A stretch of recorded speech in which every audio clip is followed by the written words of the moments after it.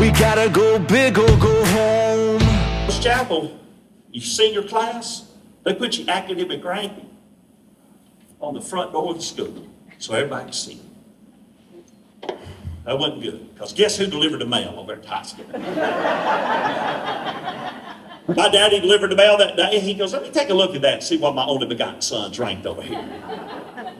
He was a man of faith, so he started at 1. No. Flipped the page. Flipped another page.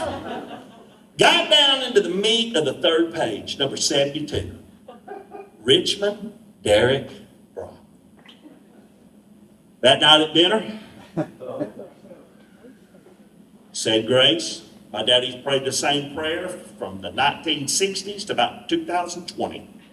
From 19, same blessing, said the prayer, and then he said this, Sue, guess what your son's ranked over at high school academically?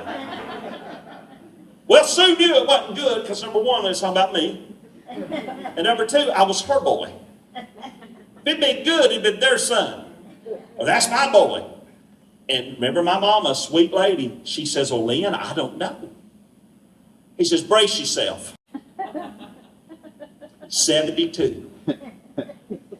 And they as quiet as y'all are right now. So my mama being positive, you know, the glass was always overflowing. It wasn't half full, it was overflowing. Sweet. She's like, well, out of how many, Lynn? 106. So I said the first thing that popped in my head. I said, hey, it ain't that bad, it's about half.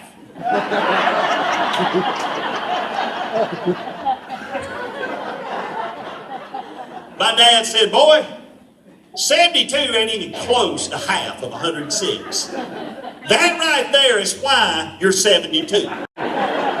Don't be an idiot. He never called me an idiot, but he'd say, don't be an idiot, don't hang around idiot, that's idiotic. That was a common word we like to use. So, what did you do? Well, I did what every teenager does. I deflected onto somebody else. And I said, well, my best friends are 104 and 105. My father said, that's your other problem, you hang around idiots too. And about that time, I heard Van Halen, Panama, blasting in our driveway. Guess who it was? 104 and 105. Coming to pick up the brains of the operation number 72.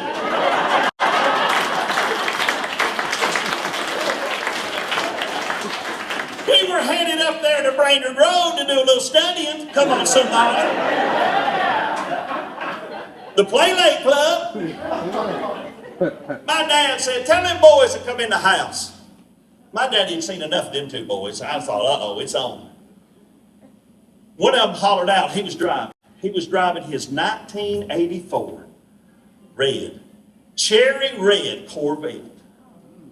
Not really, it was a Chevette. But he had Corvette stickers on it that he bought at Napa AutoZone. And he drew some flames on the bottom of it to impress the ladies. Come on. He said, Mr. Brock, if I pull in and stop this car, I don't know if it'll start back. And if I pull into your driveway, it's going to leak oil all over the place. My dad said, 105, just stay in the car. He knew which one was the bigger idiot from that conversation. He said, 104, come up here to the porch. I almost said his name, and y'all know him. I ain't going to put that on you. He said, what's 104? I said, you are.